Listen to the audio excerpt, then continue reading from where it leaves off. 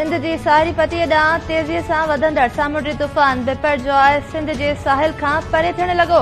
सामुंडी तूफ़ान जो ठटे खां फ़ासिलो 275 किलोमीटर खां वधी 290 किलोमीटर थी वियो।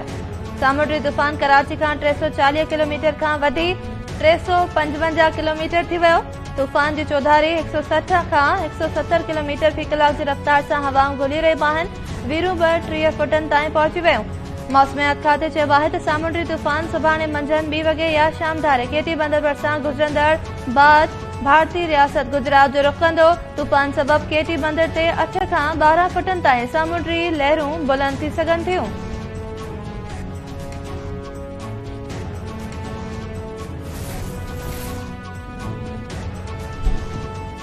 सामुंडी तूफ़ान बिपरजॉय सिंध जी साहिली पटीअ ते असर ॾेखारण शुरू करे छॾिया। मलीर, ठटो, सजावल, बदीन, घोड़ाबारी, चुहड़ जमाली अंजाम शोरे में तूफ़ानी बरसात कचनि घरनि जूं छितियूं उॾामी वियूं। मौसमियात खाते चयो आहे त ठटो, बदीन, सजावल, मीरपुर ख़ास, उमरकोट, टंडो मोहम्मद खान समेत कुझु इलाइक़नि में 80 खां 120 किलोमीटर फ़ी कलाक जी रफ़्तार सां हवाऊं घुली सघनि थियूं। कराची, हैदराबाद, दादू, टंडो अलायार ऐं नवाबशाह में तूफ़ानी बरसात जो इम्कान।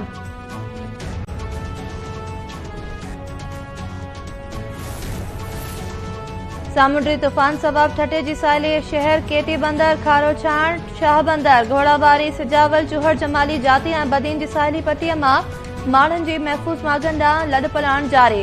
मलीर जी इब्राहिम हैदरी ऐं ॿियनि इलाइक़नि मां बि माण्हुनि जी मुंतक़िली जारी। बरसात सामुंडी तूफ़ान सबब मुतासिर थींदड़नि जा अहंज वधाए छॾिया।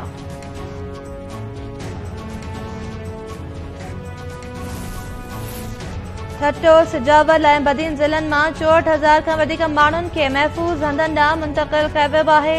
टिनी ज़िलनि मां मजमूई तौर 86.23% माण्हुनि खे मुंतक़िल कयो वियो आहे। बदीन, सिजावल ऐं ठटे में रिलीफ कैंप्स बि क़ाइमु कयो वियो आहिनि। पाक नेवी जा ॿेड़ा बि रेस्क्यू ऑपरेशन में शामिल आहिनि। माण्हुनि जी वॾी खेप खे नेवी ॿेड़ी ज़रिए रेस्क्यू कयो वियो आहे। सामुंडी तूफ़ान सबब मुतासिर थींदड़ ज़िलनि जी इंतिज़ामिया जी वॾे वज़ीर खे आगाही।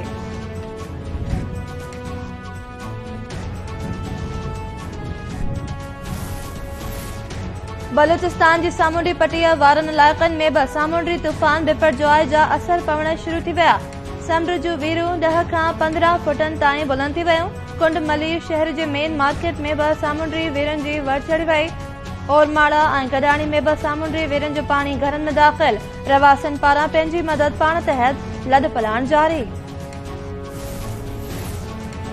सामुंडी तूफ़ान जी शिदत घटि नाहे थी। इदारा अलर्ट आहिनि। साहिली पटीअ सां ख़तरो टरियो नाहे।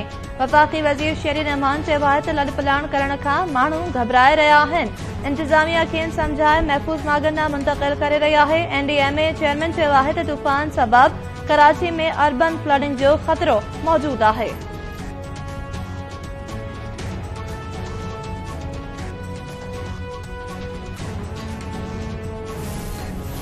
सामुंडी तूफ़ान बिपरजॉय सबब भारतीय रियासत गुजरात में हंगामी हालतूं लागू।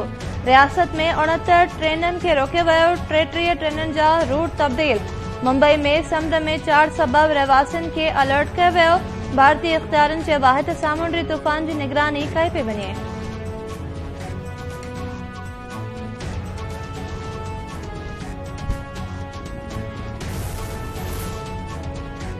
IMF पाकिस्तान जे नए माली साल जे बजट ते ख़दशा ज़ाहिर करे छॾिया।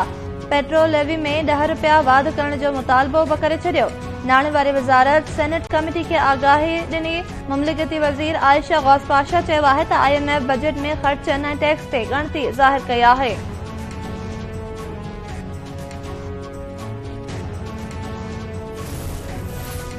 वज़ीर आज़म शहबाज शरीफ़ अञा बि IMF सां मुआहिदो थियण लाइ पुरउमीद।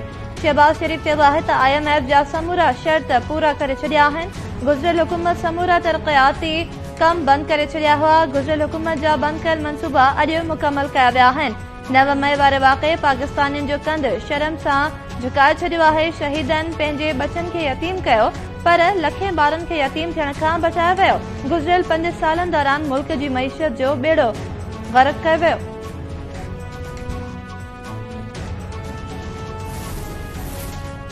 आलमी बैंक बोर्ड मुतासिर इलाइक़नि जी बहालीअ लाइ पाकिस्तान खे $20 करोड़ ॾियण जी मंज़ूरी ॾेई छॾी।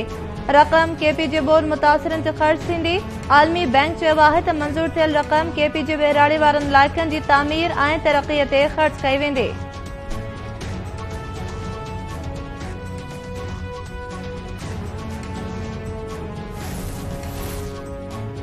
एक वज़ीर आज़म के फांसी ॾेई मुआफ़ी बि न वरिती वई। टिनि वज़ीर आज़मनि खे गिड़कायो वियो ऐं ओघराई बि न ॾिनी वई। क़ौमी असेंबली में ॻाल्हाईंदे दिफ़ा वारे वज़ीर ख़्वाजा आसिफ़ चयो आहे त स्टील सेक्टर में 30 अरब रुपयनि जी टैक्स जी चोरी कई वई। टैक्स चोर ऐवाननि में बि मौजूद आहिनि। यूनिवर्सिटीज़ जा VCs करप्शन करे अरबपति बणिजी विया आहिनि। करप्शन जा हज़ारे केस इल्तिवा जो शिकार आहिनि। केरु फ़ैसिलो करण लाइ तयार नाहे। टैक्स वारनि मामलनि ते बि अदालतूं स्टे ॾेई छॾियनि थियूं।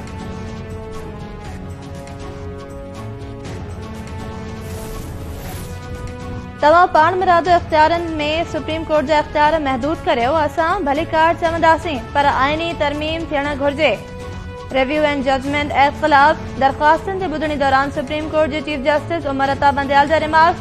चीफ जस्टिस चयो त ॾिसी रहिया आहियूं त छा पार्लियामेंट रिव्यू स्कोप वधाए सघे थी या न। नज़रसानी जो आइनी घुर्जूं आहिनि। अपील में तब्दील करे नथो सघिजे। अदालत ॾिसी रही आहे त छा पार्लियामेंट क़ानून साज़ी ज़रिए नज़रसानी जो दायरो वधाए सघे थी या न। इलेक्शन कमीशन कराची जे मेयर ऐं डेप्यूटी मेयर जी चूंड लाइ पोलिंग स्टेशन जो हंधि तब्दील करे छॾियो। सुभाणे थींदड़ इलेक्शन KMC हॉल बदिरां आर्ट्स काउंसिल जे ऑडिटोरियम में थींदी। सूबाई इलेक्शन कमिश्नर जो सिक्योरिटी लाइ सिंध हुकूमत खे ख़त। सूबाई वज़ीर नासिर हुसैन शाह चयो आहे त हाफ़िज़ नईमुर रहमान डेप्यूटी मेयर जी आछ क़बूल न कई। सभिनी खे गॾिजी कम करण जी आछ कई आहे। कराची जो मेयर पीपल्स पार्टी जो ई थींदो। सिंध हाई कोर्ट मेयर ऐं चेयरमैन जी चूंड लाइ मकानी इदारनि वारे क़ानून में तरमीम ख़िलाफ़ जमात इस्लामी जी दरख़्वास्त रद्द करे छॾी। अदालत रिमार्क्स ॾींदे चयो त मेयर ऐं चेयरमैन जी चूंड रोकण सां अवाम जो नुक़सान थींदो। मक़ामी हुकूमत अवाम जी ज़रूरत आहे। जमात इस्लामी जे अमीर पाण क़ानून जी हिमायत कई हुई। दरख़्वास्त ते ॿुधणी सां मेयर ऐं चेयरमैन जी चूंड ते को बि असर न पवंदो। जेको फ़ैसिलो थींदो सभिनी ते लागू थींदो। क़ौमी सलामती जे इदारनि ते कूड़ा इल्ज़ाम लॻाईंदड़ सोशल मीडिया एक्टिविस्ट आदिल राजा लंडन में गिरफ़्तार। आदिल राजा खे लंडन में वेही इदारनि ख़िलाफ़ कूड़ी मुहिम हलाइण वारे केस में गिरफ़्तार कयो वियो आहे। आदिल राजा ते इस्लामाबाद जे रमना थाणे ते इदारनि ख़िलाफ़ मुहिम हलाइण जो केस दाख़िल थियल आहे।